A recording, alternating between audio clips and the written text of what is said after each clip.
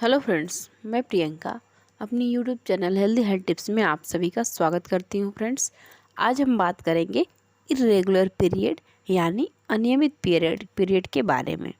यदि आपकी menstrual cycle 21 से 35 दिन के गैप में आती है तो इसे नॉर्मल पीरियड बोला जाता है। अगर आपकी पीरियड का गैप 21 दिन से कम है या 35 दिन से जाता है तो इसे इर्रेगुलर पीरियड बोला जाता है। साल में यदि एक दो बार इस तरह की इर्रेगुलरिटी होती है तो ये कोई प्रॉब्लम की बात नहीं है। यदि साल में 2 बार से ज़्यादा आपके पीरियड का गैप आगे पीछे हो रहा है तो यानी 21 दिन से कम 35 दिन से ज़्यादा हो रहा है तो ये साइन है कि हमारे रिप्रोडक्टिव सिस्टम में कुछ प्रॉब्लम चल रही है जिसकी वजह से पीरियड इर्रेगुलर हो रहा है। नॉर्मली जो पीरियड है वो ओवरी के अंदर के फंक्शन को बताते हैं। अगर ओवरी में अंडा बनने की प्रक्रिया सही से हो रही है तो एग बनकर जब रिलीज़ होता है तो उसकी लाइफ 24 घंटे की होती है और यदि उसी 24 घंटे में एग और स्पर्म मिल गए, फर्टिलाइजेशन हो गया तो प्रेगनेंसी रुक गई तो पीरियड स्किप हो जाता है यानी लेट हो जाता है। और यदि 24 घंटे में एग का फर्टिलाइजेशन नहीं होता है तो वो एग ख़राब हो जाएगा, एक्सपायर हो जाएगा। उसके 14 दिन बाद पीरियड आ जाएगा। तो अगर ओवरी में ओव्यूलेशन सही समय पर नहीं हो रहा है यानी एग नहीं बन रहा है या फिर एग का समय से पहले बनना या समय से लेट बनना तो ऐसे में पीरियड का इर्रेगुलर होना आम बात है। पीरियड में लेट होने का रीज़न ये भी है कि यदि काम में आपके चेंज हो रहा है या किसी तरह का स्ट्रेस है आपको या आपके घर के माहौल में कुछ चेंजेस आए हैं यानी आप किसी वजह से परेशान हैं तो साल में 1 या 2 बार आपकी पीरियड डिस्टर्ब हो सकते हैं।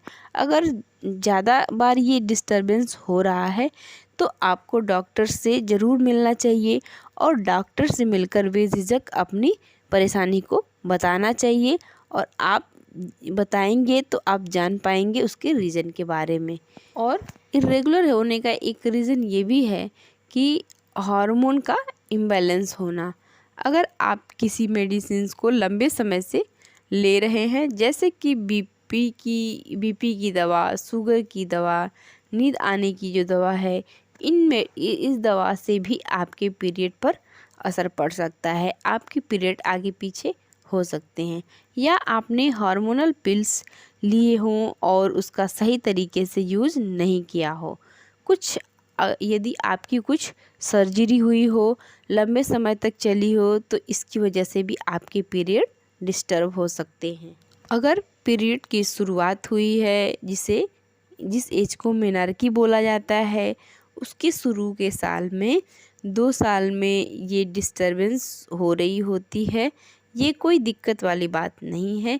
यदि 2 साल से ज़्यादा समय तक ऐसा हो रहा है तो आप डॉक्टर से मिलके अपनी जांचें करवा सकते हैं। अगर आपका पीरियड डिस्टर्ब है तो इससे आपका रूटीन भी डिस्टर्ब होता है कि आपका कभी भी पीरियड आ जाएगा। आप उस हिसाब से अपनी एक्टिविटी को प्लान नहीं कर सकते। खासकर वो लोग जो प्रेगनेंसी के लिए प्लान कर रहे हैं, ट्राई कर रहे हैं, इरेगुलर पीरियड से आपको इनफर्टिलिटी की समस्या भी हो सकती है क्योंकि इरेगुलर पीरियड यानी एग बनने की प्रोसेस में गड़बड़ी की वजह से इरेगुलर पीरियड हो रहा है। तो यदि एग सही से नहीं बन रहा है, टाइम से नहीं बन रहा होगा तो प्रेगनेंसी रुकने में भी दिक्कत आएगी। और अगर आपके पीरियड इरेगुलर है तो आप परेशान होने की जगह उस इरेगुलर होने के कारण के बारे में जानें।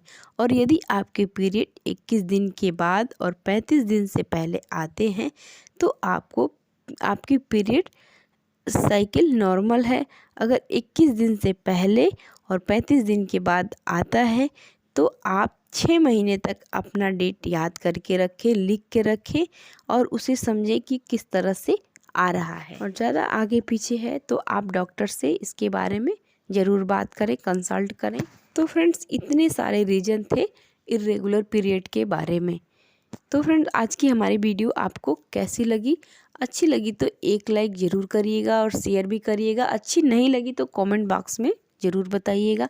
और अगर हमारे चैनल पे आप पहली बार होंगे तो सब्सक्राइब करना नहीं भूलिएगा।